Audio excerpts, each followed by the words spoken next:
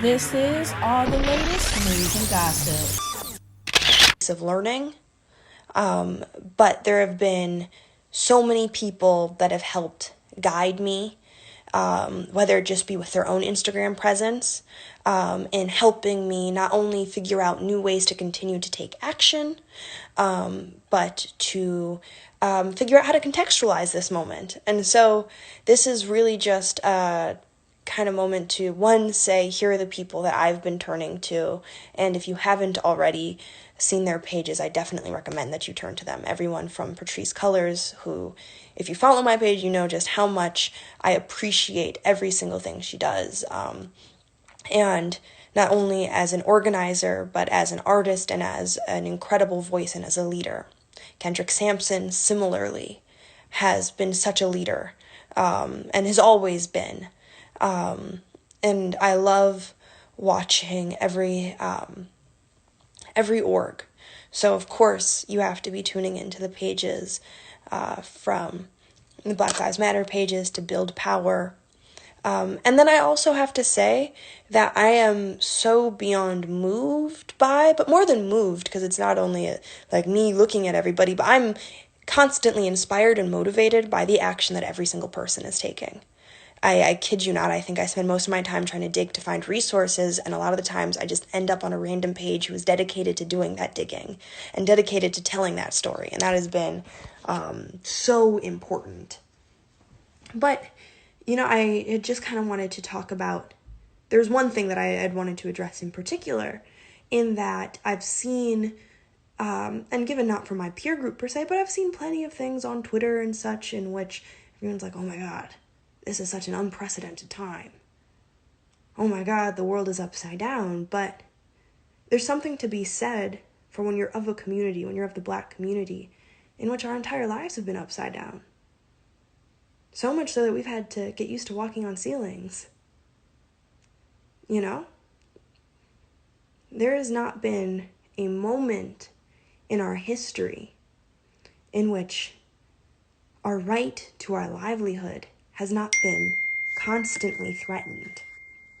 I'm getting notifications. And so I think about even why I'm committed to, and I don't consider myself an activist because there are people on the front lines doing that work, but as a socially engaged human, I always talk about why I feel the need to do whatever is possible for me. And it's because I call it a grateful indebtedness of being born with a history of people who worked towards a future, not that they were guaranteed. In fact, the odds were against the fact that they would even see the future they were fighting for, but because they knew that the progress regardless would be essential. When I think of the generations, and within my own family even, of my papa, my grandparents who've been doing this work, of the people that I don't know, I understand that the freedoms that I do experience are directly tied to that work. But with that comes an acknowledgement that we as a people are grounded in our history, which is a beautiful thing. But that's why it's also important for other people to acknowledge our history. And if you know me, you know I'm a total history nerd. So I approach everything from the perspective of history. But I see consistently, and I've seen so many people address it eloquently, but I've seen so consistently, like, this has happened such a long time ago. Why are we still talking about these issues? But that's because there is a belief societally that you put more emphasis on the story part of history. You put more emphasis on the story such that it is not something that feels real for you, but it's something that of a fairy tale that you can utilize when you wish. But when you're Black, you don't have that opportunity. You don't have that ability. And so I see both sides to it, because I'm grateful for the heritage that I have. I'm grateful for the community I've been born into and the network. But it also means that we are so tethered to our experience in this country and in this world that the reason that there must be radical change is because you have to pull from the roots to undo what's been done for generations. And again, if you know me, the other thing that you know about me is that I'm a total James Baldwin nerd. And the moment that I heard him speak was in this conference with William F. Buckley. And he had said, at the age of 5 or 6 or 7, everything that you've seen is white. I'm paraphrasing, by the way. So you assume that you are white too. And it comes as a great shock when you realize that the flag that you pledged allegiance to along with everyone else did not pledge allegiance to you. That Gary Cooper killing off the Indians, when you were rooting for Gary Cooper, you are the Indians. And that moment is happening sooner and sooner for so many people. That realization that we are a part of a country that does not acknowledge at its core that we have the right to exist. The idea that your country does not stand for you, but has a problem when you kneel. The idea that your country does not stand for you, but has no issue kneeling on you.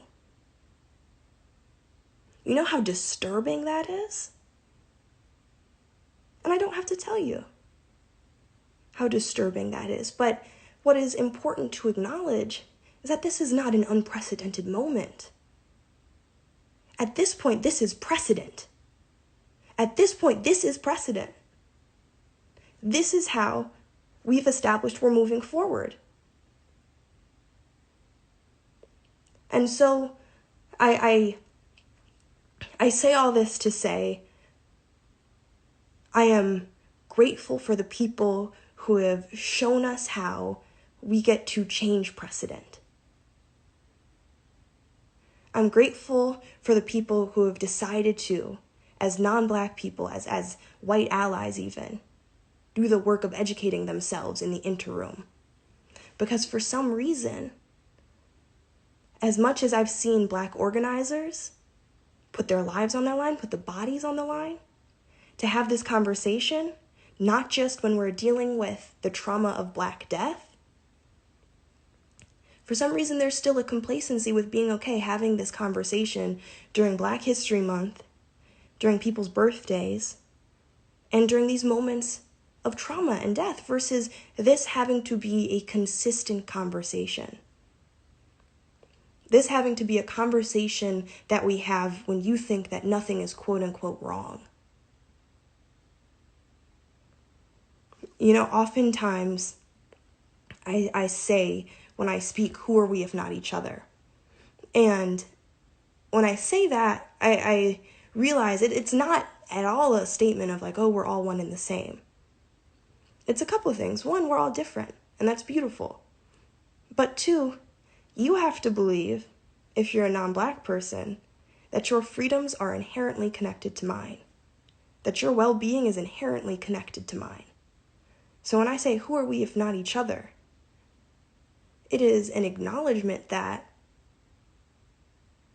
if I am living in a world in which the Black community is in so much consistent pain, dealing with so much oppression, their presence should be a reminder of my failures. If everything our community does affects us as individuals, everything your community doesn't do should feel personal. Everything you choose not to do should feel personal. But the best thing about taking action, and what I've learned, is that action can come in any form. We are all different, and therefore we all have different things to contribute. And that's beautiful. I'm consistently trying to find my place. I'm consistently trying to figure out how can I be as effective as possible? And it's inspiring to see people continue to innovate on new ways to be of support. And so part of this whole conversation about where do we begin, the purpose is to just begin. And you know that we live in a day and age, and I have an Instagram, I have 6 Tumblrs, a Twitter, so I'm on social media. I'm up in there. But what's dangerous is that we can sometimes feel like we can quantify our change. We can see how many people we reached, we can see our impact, and I see it sometimes limits what we feel like we should or shouldn't do. Because there are these barriers to it, barriers to entry. But what is very cool is that we need everyone. And we need everyone doing different things, whether that be donating, And whether that be donating your time, your energy, your resources, whether that be as an educator, whether that be as an artist, whether that be in the tech world, we need you. We need you because this is going to be something that happens cross-industry, cross a lifestyle, cross lifespan. And what's also equally as important is that, just as I've said, I don't know how many times at this point that I'm in a space of learning, is that we'll consistently learn new information that will change our approach. And I love seeing the conversation that's happening on social media of having to get used to the fact that when we learn something new, we must be dynamic and we must be willing to adjust what we believe to be able to act effectively and responsibly. And so I've kept posting, and I see so many of my friends that are continuing to post, and so many people all over the world continue to share different ways to be of support. And I think that has to keep going because it's absolutely essential that we continue to innovate on new ways to support one another. And I don't think you really can go wrong if you pay attention to the people on the front lines. You know, there is sometimes a pressure to say something original. And of course, I know we all have our own personal feelings on it, and those are things that should be shared. But if you take it from people who've been doing the work day in and day out, not just when we have the convenience or privilege of finally paying attention, then you can't go wrong by taking their lead. And so some things that I thought were really inspiring is that Patrisse Cullors, and you'll see so many people have shared it. But the next step in this movement is defunding policing. And this conversation can at times seem super vague. What does it mean to defund policing? But what has been laid out, and I encourage everyone to keep reading about it, is that what it is one, don't give bonuses to the police. As it's been expressed before, we've tried body cameras and we've tried training. And it doesn't guarantee that as a Black community, we get out of these interactions alive. And so when we say defund policing, so many times I've seen responses of like, oh, that's idealistic, what are we going to do? It's not. It's necessary. And we'll continue to get details on what that means. But in the short term, what that means is instead of pouring our money into policing, it's pouring our money into community, into programs that have proven to work, into healthcare, into the well-being of our communities. And so when you pour into the well-being of our communities, there is a systematic shift that happens.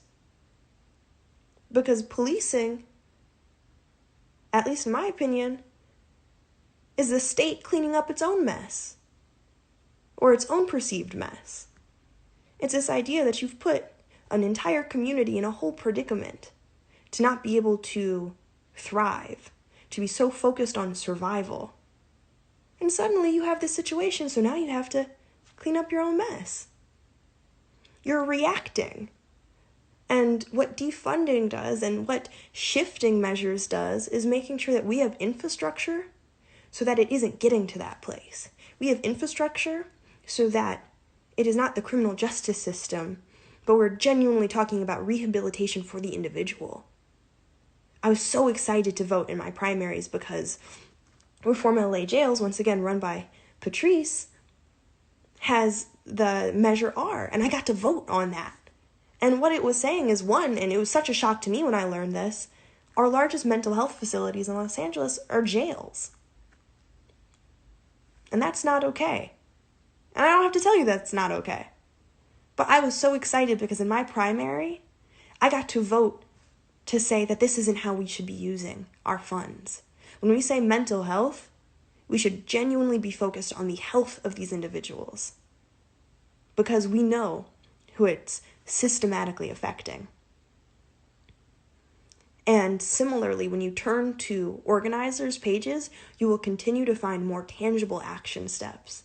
You will continue to find really inspiring things that will help us contextualize the purpose of protest, continue to contextualize why we should remain civically engaged always, continue to contextualize what we can do, because there's no such thing as off time. And I hope this time has proven it. There's no such thing as off time. But I'm grateful for you all. I'm grateful for my group of peers. I'm grateful for everyone who's been dedicated to disseminating information. It's heartbreaking to me that it took the beginning of Pride to really focus on Black trans lives, but I'm grateful that those stories are being told. And so it's important that we continue to do this for one another. And I'm here to be of service in any way possible, and I'm grateful for everyone else who continues to be of service. Much love.